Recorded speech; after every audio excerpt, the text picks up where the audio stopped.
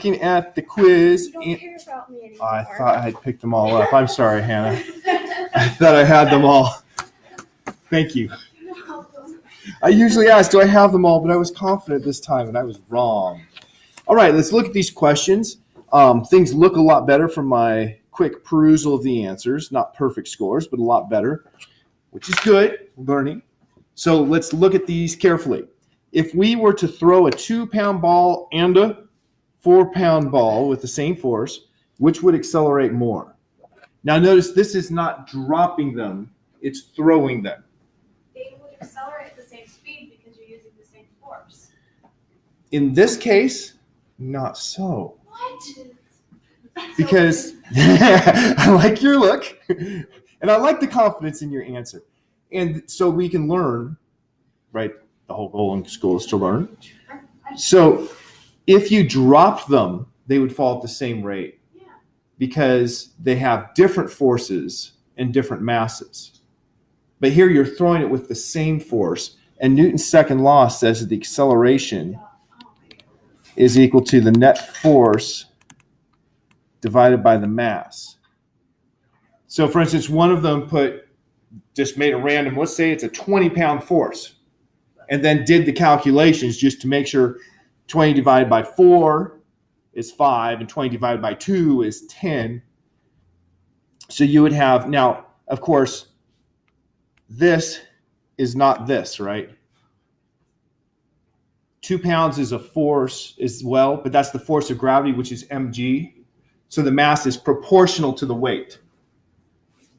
So we could still do that calculation. You just have to remember there's a g hidden in your calculation. So because the one that has more weight also has more mass,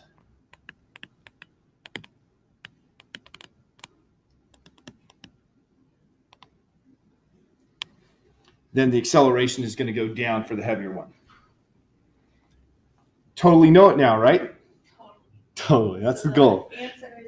So the answer is the 2-pound ball would have more acceleration because it has less mass.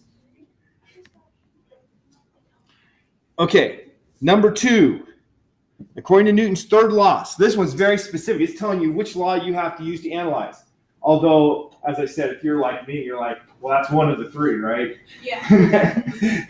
According to Newton's third law, if a soccer player kicks a ball with a force of 508 newtons, student chose a randomly specific force, what is the ball's force back on the player? So you have options of less than what you put on it, more than what you put on it, the same as what you put on it, or not enough information. Jessica's favorite answer. Oh, yeah, I love that. Equal. Did you say that with the same certainty? That I did. Yeah. It doesn't matter that you were wrong because you know what? You learn from it. It matters this amount, whereas versus on the test, it would have mattered this amount. Yeah, but what if we get it wrong on the test? That's why we go through it now. See? The learning experience. Yeah, if you get it wrong, we don't want you to get it wrong on the test. I want high grades. Okay, so your answer was correct, Lindsay. Newton's third law says for every action, there's an equal and opposite reaction. So if you kick the ball straight up, it's kicking you, if you will, straight down with exactly the same force. I'm sorry about that. Why would you choose a question? Let's move on. Which force causes you to accelerate? Hot tip, only one of these is a force. Friction. Okay, but how would friction cause you to accelerate? Because isn't it supposed to be like the force that acts against you to accelerate? Friction is the force that acts against slipping. And so your tire is trying to go like this, and friction is trying to keep it from slipping. And so it puts a force that direction on the tire to keep it from slipping. Or if you hit the brakes, just the opposite. Friction is what speeds you up, what slows you down, and what allows you to turn. The 3 things that are acceleration. Some people, I think the only distractor that got a significant fraction of people thinking was inertia. But inertia is not a force. It's a fundamental property. We don't have a reason for inertia. It's there. It's not a force. It's not something that's pushing or pulling. It's something that will oppose a change in motion. Final answer, or final question. You get crushed by a giant's foot.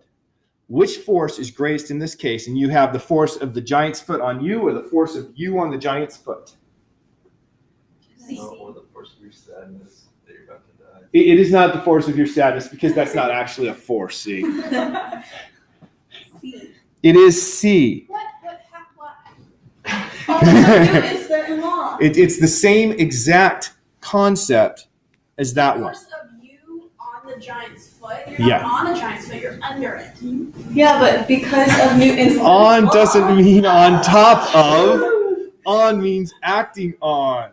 Oh, I'm so dumb. So you totally misread that? I'm so sorry, Hosanna. What You- answer did you think it was? A. I'm pretty sure that's what I put it to. So these 2 and 4, we're testing your understanding of Newton's third law. They're different situations, and I am totally sorry that you misunderstood the verbiage there. I thought number. Actually, wow. All right, do we have any questions about the quiz? Yeah, how much is it worth for? Can we retake it now? It's worth one of your quizzes, and you'll have, I think in the end, it's either going to be 1 or 2 drop quizzes, probably 2 drop quizzes. So potentially you could drop both of these first 2, but you want to keep them in your pocket if you can. Okay, so the first one isn't going to go in the grade book, right? The first quiz. No, it will. Oh. I just haven't put it in yet because it would be a crushing blow to these grades. When you have more, then I'll put it in. Oh, okay. So it will show up. I don't want people to I'm getting an F in this class for sure. Because on the lowest category or lowest weighted category, I got a poor score in the first one. And some people got 0 on it. They're definitely going to drop that one. Not pointing fingers. Do you get extra credit in this class? There is the lecture demonstration extra credit, which sadly no one did because today I forgot to set it up. This will take me, I should have done this while you're doing the quiz and I totally forgot. Just a couple of minutes to get the demonstration out because that's where we're starting. Bryson, can you come help me?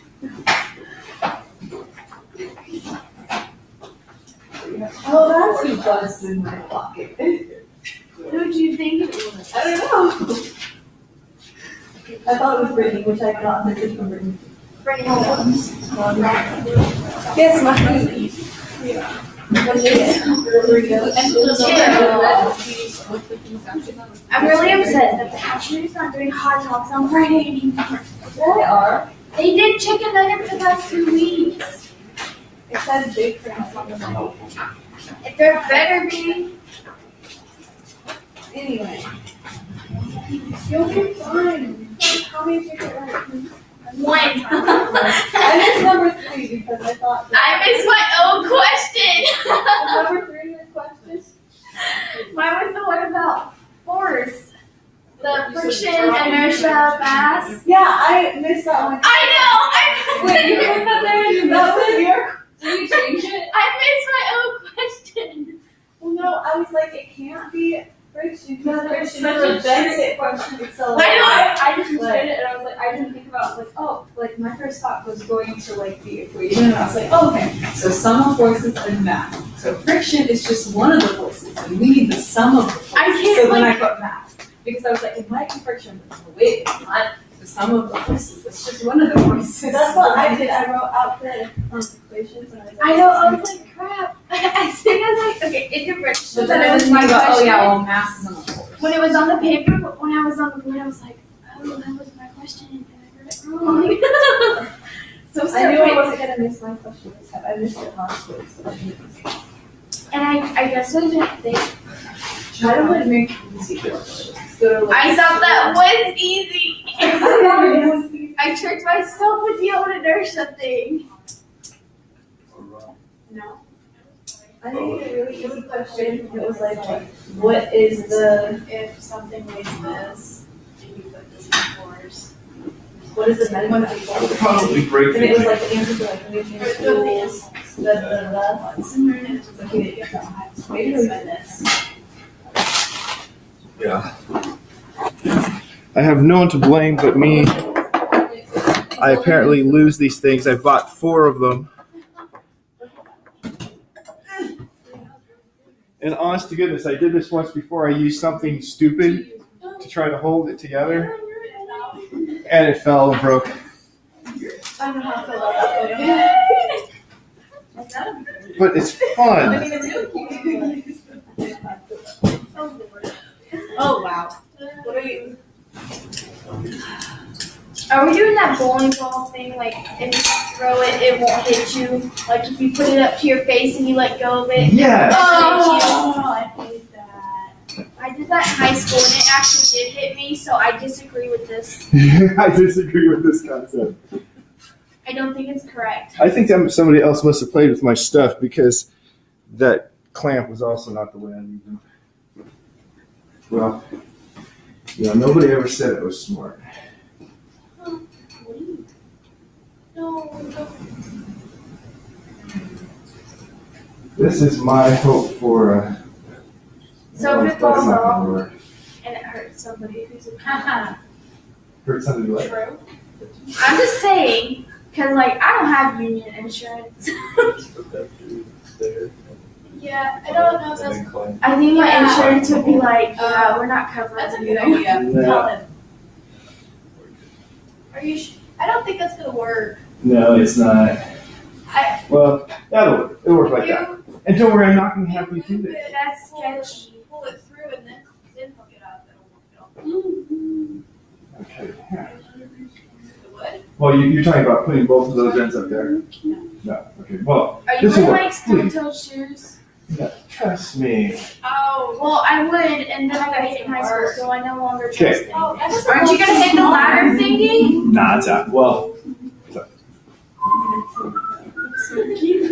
it's totally clear. Yeah. I'm just saying. Okay, so How heavy is that? I don't know. I don't think you're No. not in the front Don't row. worry, there's no danger here. Okay. So right now, what kind of energy does the ball have? Static. Potential. Potential. Potential energy. It is stationary, which means it does not have the other type of energy, which is kinetic. Right. So it has gravitational potential energy. When I let go, gravity is putting a force in this in what direction? Down. Gravity's making a downward force. It's always by definition down. This string is making a force that's parallel to the string, because remember, tension is always in the direction leaving the object parallel to the object. So if you look at the net force, a force down like this, a force up at an angle like this, we're going to have the net force can only be in this direction, so you're going to cancel the part of gravity that is acting this way, but have a part like this, and that's going to make it move. So it's going to have a force times the distance it doesn't work. And when it doesn't work, that's going to change kinetic energy. So when I let go, it's going to convert the gravitational potential energy into kinetic energy. So when it gets down to the bottom, it's as low as it can go. And so its potential energy will be at its minimum value, which we'll set to 0. But its kinetic energy is not 0.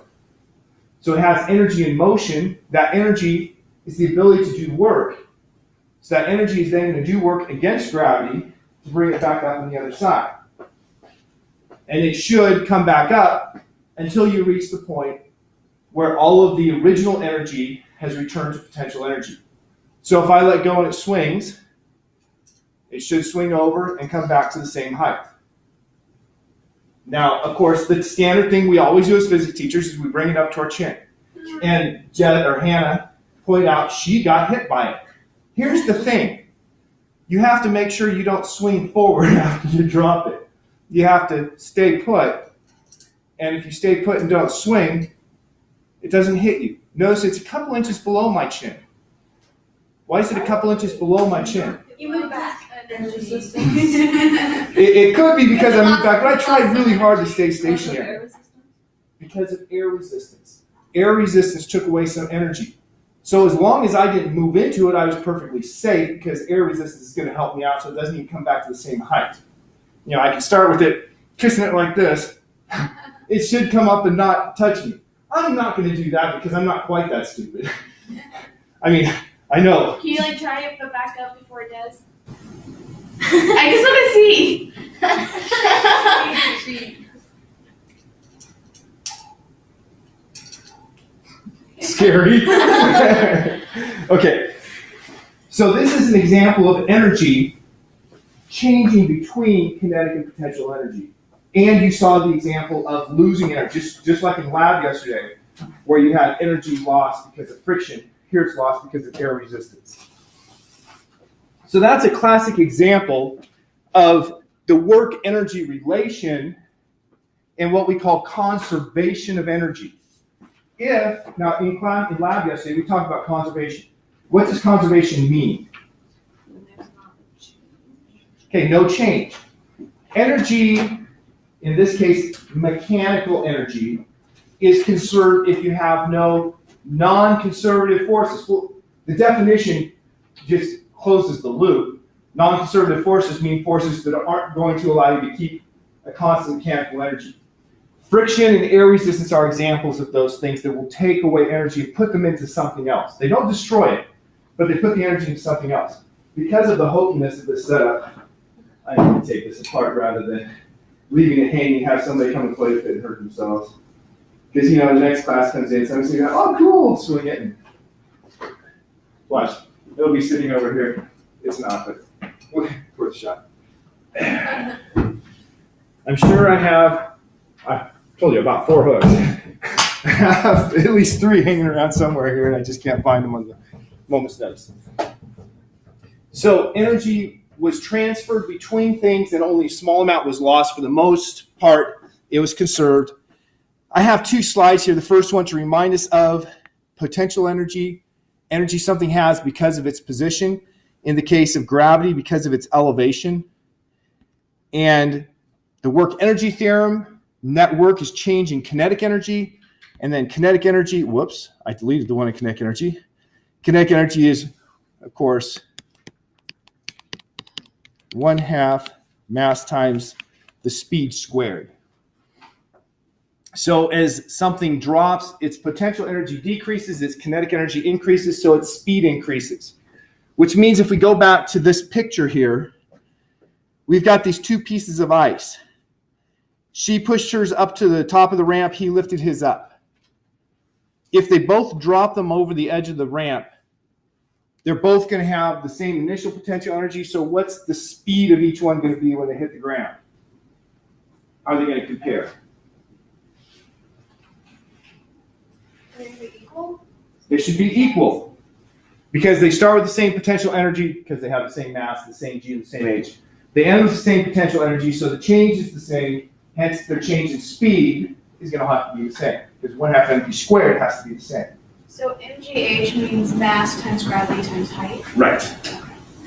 Now what if she lets go of hers and it slides down the ramp without friction?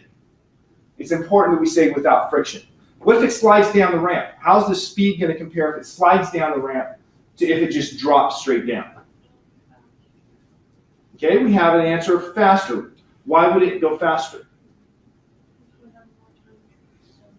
Okay, it does have more time to accelerate. It's going to take longer to get down, but it's not going straight down. Remember, the acceleration of gravity is straight down. And this is at an angle, so its acceleration is actually smaller because of the angle. So it has more time to accelerate, but it has a lower acceleration. We could go through the math with acceleration, but using the work-energy relation, when it gets to the bottom, how much has its potential energy dropped? By mgh. Doesn't matter that it went sideways. It matters how much vertical drop it has. And so since it has the same drop in potential energy, what's that going to tell you about the increase in kinetic energy? Is what? Like a lot of kinetic energy. But how will the kinetic energy increase compare if you drop it straight down to if it goes down the slope with no friction? It'll be the same because you have the same change in height. So if you have the same change in kinetic energy, you're going to have the same speed. So it doesn't matter if it falls straight down, if it goes down the slope, it'll have the same speed at the bottom. And of course, we use this to our advantage all the time on roller coasters. You go to the top, and it comes down a slope. Doesn't matter what the slope is and what humps you have. If there's no friction, you're going to have the same speed when you get down to the bottom. So they raise you up the roller coaster using a motor. In terms of energy, they're increasing your potential energy. They get you to the top and they let you roll, and then that potential energy is converted into kinetic energy. The lower you go, the faster you go. The higher you go, the slower you go. And you can only go up as high as you started. Can't go up any higher, just like the bowling ball. So the pile driver was an example of conservation of energy. You have potential energy here, it falls, you have kinetic energy, and then it does work on that post when it drives it into the ground. Okay, a comparison between kinetic energy and momentum. I think you had a homework question on this. Or no, it wasn't a homework question. Was it a lab question yesterday? Kinetic energy is 1/2 mv squared.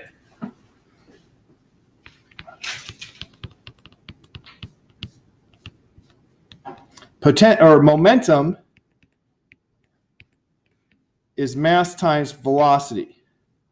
So one of the first things to note is that you have arrows over the vectors for P and V. What does the arrow mean? There's direction. They're vectors. They have direction. So momentum is a vector property. It has direction.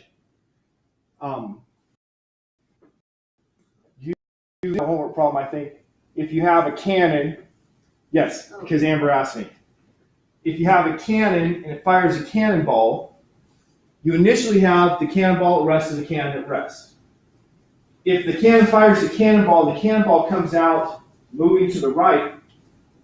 The cannonball went from zero momentum to a momentum to the right. I know I'm pointing to my right, which is your right. What does the cannon have to do if momentum is going to be conserved?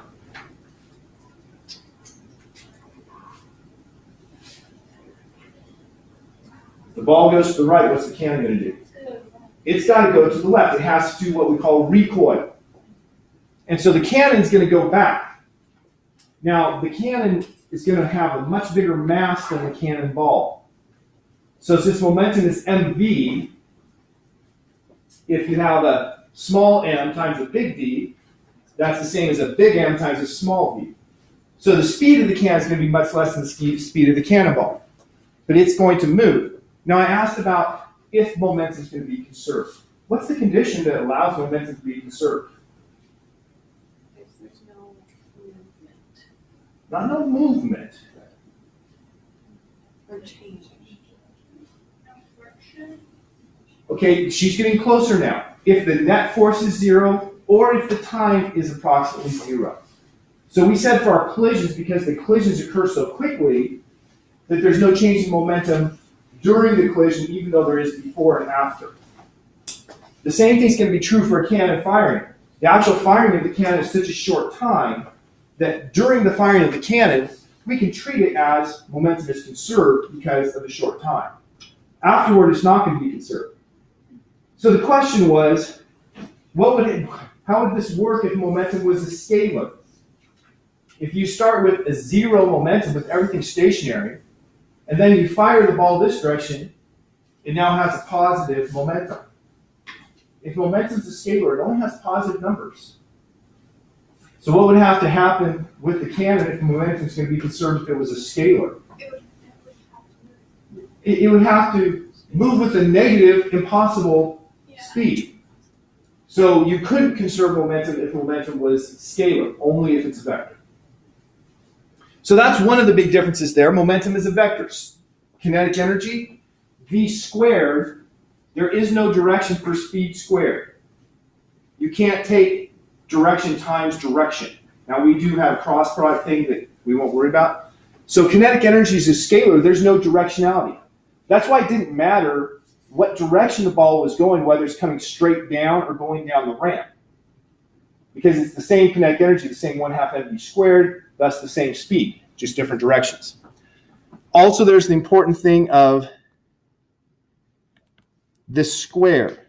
Kinetic energy depends on speed squared. So it's much more dependent on the change in speed. If you double the speed, you double the momentum. But you 2 times 2, 4 times, or quadruple the kinetic energy. So if we talk about things like football players, a little guy, okay, this is ridiculous. No football player, actually they do. There are some wide receivers who are in the 170 range. There are some defensive linemen who are more than 340 for sure. So let's say you have a football player that's 1/2 the mass of another football player. If they're running the same speed, who has more kinetic energy? The bigger guy, because they have the same feet, but he has a bigger arm.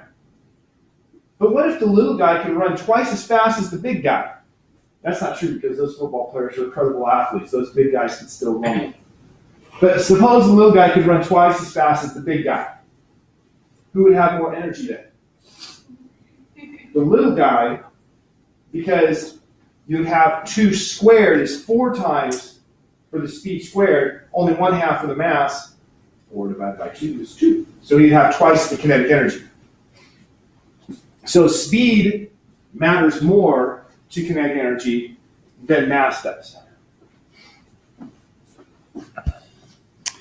Now I have like 3 questions here. Setting the reference point for height as the lowest point of its swing, what kind of energy did the pendulum have at the highest point of its swing?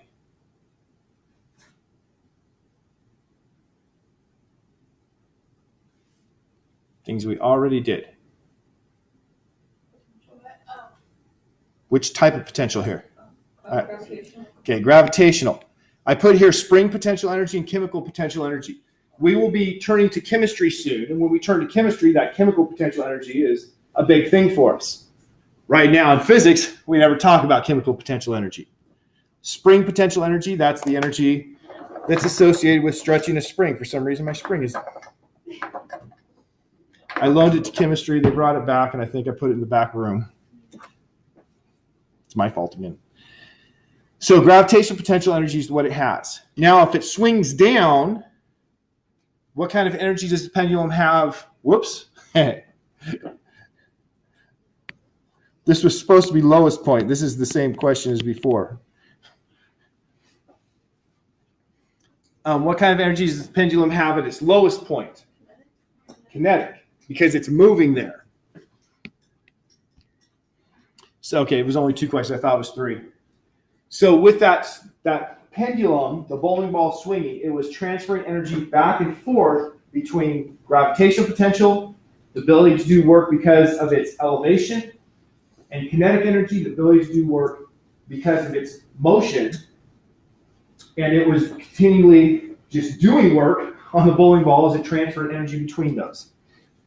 Now, a simple machine is something that's designed to make it easier to do a job. And I'm going to go back a few slides here.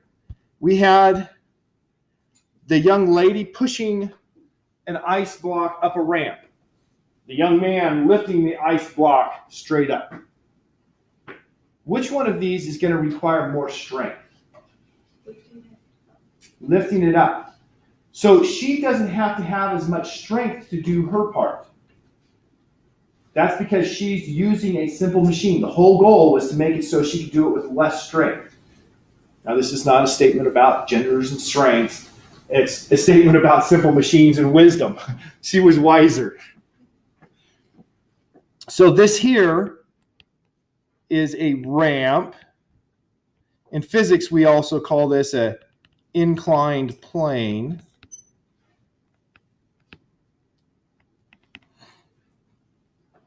And that's something that's going to make it easier for us to do work. How does it make it easier? Well, let's look at the forces acting on that block. So what forces are acting on this block here? The one she's pushing. Gravity. Okay, force of gravity. What direction is that? Okay, so we have force of gravity equals mg. What else do we have? And what direction is normal force point? Not up. Well, opposite side. it points normal to the surface, or as you would say from the picture, perpendicular to the surface. It's pointing the direction coming directly out of the surface. So the normal force is pointing that direction. Remember I said it's important. We often think that normal force is pointing up, but there's an obvious case. If I press here, normal force is coming horizontally. It's coming out of the surface. So we have those two forces. And, well, we said in this case there was no friction. I know that's not realistic, but that's why they're ice blocks, is so that you could be at least closer to no friction. Okay, then you have the force of her pushing. So we're going to put that like this. Now let's suppose she's pushing at constant speed. If it's constant speed, on a straight path, that's constant velocity. What does that immediately tell you if there's constant velocity about forces? That the net force is zero. And so because it's constant speed in a constant direction, we have the sum of those force vectors has to be zero. And so I'm going to actually draw how we add vectors. We have the force of gravity like this. We have the force normal like this, and we have the force push like this.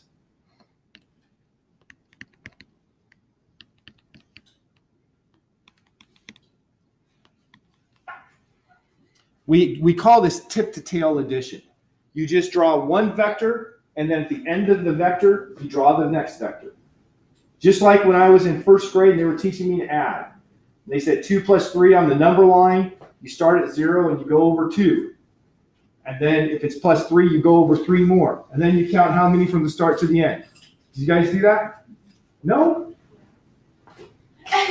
That's how they taught me to add. That's how we add vectors. You draw one vector, and then at the end of that vector, you draw the next one.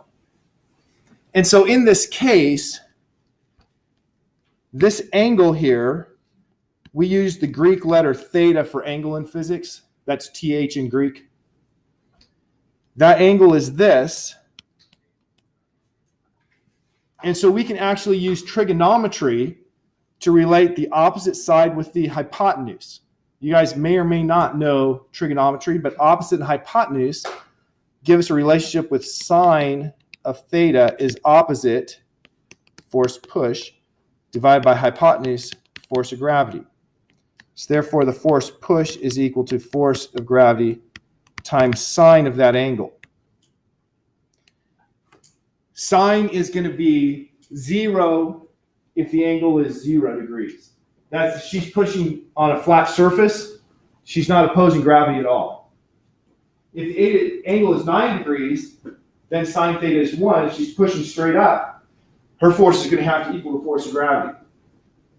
But for any angle between horizontal and vertical, she's going to be pushing with a fraction of the force of gravity. And so that's what makes this a simple machine. She doesn't have to push as hard. And now you might think, hey, she's getting something cheaper, if you will. But at the end of the day, the change in potential energy of that block is going to be the same, going from bottom to top. So the work she puts in has to be the same. She's not doing it with less energy. She's doing it with less force. But what was the equation for work? Work, I put a force on something, and what does it do? Force times distance. Force times distance. It moves. If I'm doing work, I have to have motion parallel to that distance. So she's pushing it up the slope. The work is going to be the force she pushes times the distance of the slope. Well, all it takes is casual observation of the picture to see that this distance here is much longer than the vertical distance. So the distance she has to push is longer. So she has to push with a smaller force for a longer distance to do the same amount of work with less force. So at the simple machine, that's the outcome. A simple machine, you have the work in equals the work out, but the force in the force you put on it is less than the force out. So you could say it's magnifying the force, which is something that I suppose in Star Wars would be very important. So simple machine allows you to do a job exerting less force, but having to exert it for a bigger distance. So let's look at some examples. This ball demonstration, of course, we've already done that, so we won't look at that now. Consider the system of bow and arrow and drawing the bow. Now, I don't want to do that either. Those two were out of order, the slides. Here is your classic simple machine. A lever, or lever as we say in America. So how do you make a lever? It starts with having a stick of some sort. And then you have to have a fulcrum, something that it can pivot on. So for my purposes today, the fulcrum is going to be this mass. So I put this on the mass, and I have a classic teeter-totter, right? Basically. Teeter-totter is a lever. Now I'm going to put some masses on here. So this one's 500 grams. This one is, that would be the right side, 100 grams. This one has 5 times the mass of this one, which means that this one has 5 times the weight of this one. So if I put these on here, I just put one at each end, what's going to happen? Okay, the one that weighs more is going to go down. So let's just do it. There. There. Hannah's absolutely right. That makes perfect sense, right? If I want to raise that, I'm going to have to press down here until the force I'm pushing here is equal to the force of that one to lift it. You could move the heavy. But I can move the head. Where did we learn this? In elementary school when we were playing on the teeter-totter with kids. You've got the big kid, the small kid. The big kid moves up like this, and if the big kid moves close, if the big kid moves close enough, then the little kid can lift them up and you can balance. Or you can put more people. Or you can put more people. It works better to not have a rolling fulcrum, it turns out. There are ways to remedy that.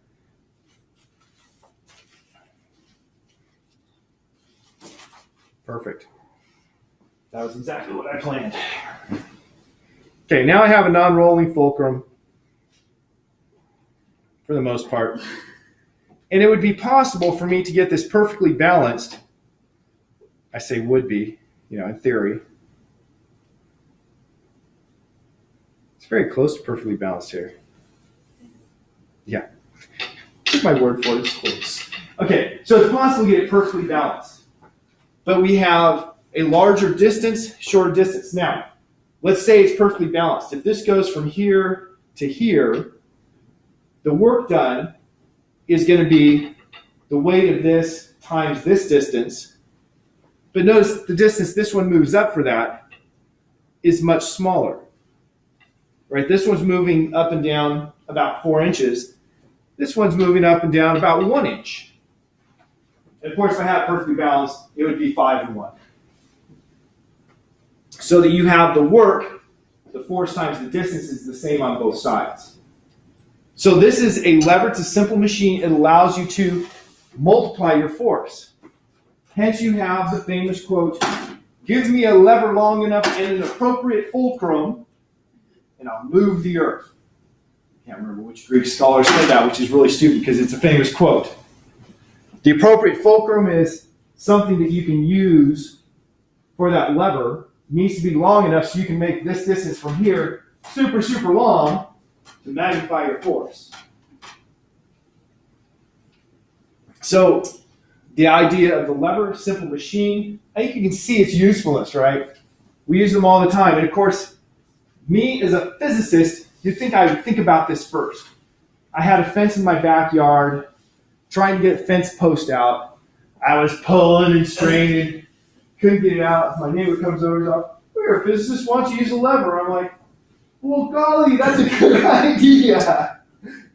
In that case, what I did was I used the lever like this, and I tied it to the fence post here, and then I lifted here. So I had one distance was this distance and the other distance was this distance. And so the amount of force I had was multiplied by the ratio of those two distances. That is, this total distance divided by this distance gave me my mechanical advantage. The term we use is mechanical advantage, the increase of force. And then it just popped right out because, I'm not super weak. And you take my force that I was lifting with and you magnify it by a factor of about 5, that's a really big force. And of course, what happens is I usually break things. That's why you should use metal rods and not handles of shovels. Those break often. Okay, now efficiency. In an ideal world, what I've described, the work in was equal to the work out. In a real world, we have things like friction. And friction is going to take away some of my mechanical energy and put it into something else. In that case, which side do you suppose is bigger? The work in or the work out? The work in is going to be bigger because friction is going to take away some of our energy, make us less efficient. So when we calculate the efficiency will be the work out, here it says work done, divided by the work in, here it says energy used, and then times 100%. Efficiency, some of the things that are really important to think about is heating. Heat is a form of energy, and that is a large area where we lose energy. Here's a good example of where you lose energy to heat. Let's say your hands are cold. What do? You rub them together. And when you rub them together, they get warmer. Why did they get warmer? Friction is taking energy away from your hands. What kind of energy do your hands have when you're moving them about? Kinetic. It's taking energy away from the kinetic energy and turning it into what we call thermal energy or heat, making your hands hotter. So the energy isn't lost. The kinetic energy is lost. You can't recover it. But it's not lost energy, it's lost kinetic energy. The energy went into something else. So heat is a classic one. Other things are things like sound. If you're making sound with a simple machine or with anything, your computer fan makes sound, that's energy that's going into something other than, what you want. Did you have a question? Who's that? Now, the reason I like heat right here is it's cold outside, right? I mean, last night when I went to bed, it was 5 degrees Fahrenheit. And it's cold. And so, of course, we're heating the house. And there's more than one way to heat a house. One way of heating a house is to burn gas. That's the way we do it in my house. We burn gas. And the efficiency there is going to be how much heat you're producing divided by how much chemical energy the gas has. And the efficiency for the gas furnace is really good, like 85 to 90%. Another way you can heat your house is what's called a heat pump. A heat pump, just like a gas pump, is going to move heat from one place to another. And so a heat pump, we don't calculate the efficiency there because you're not converting your work into heat. You're using the work to move heat. And a heat pump will always outperform burning the gas. It will always have what we call a coefficient of performance that's bigger than 1. You're going to move more heat than the energy you put in. So a heat pump is a better source of heating. And it can be used for cooling too. We're totally out of time. Examples of energy sources, the sun. The sun is over, that's an R, over 99% of the Earth's energy budget.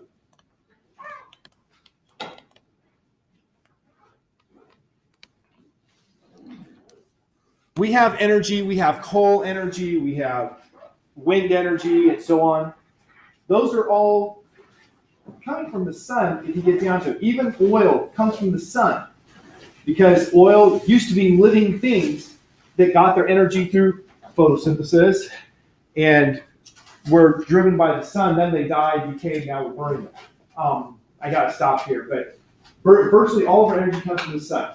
That little fraction of a percent that isn't from the sun is from radioactive decay. Okay, have a happy Sabbath. And pray that Amber gets her flute recovered with no problems. Are you talking with me and Mom? I could, if you would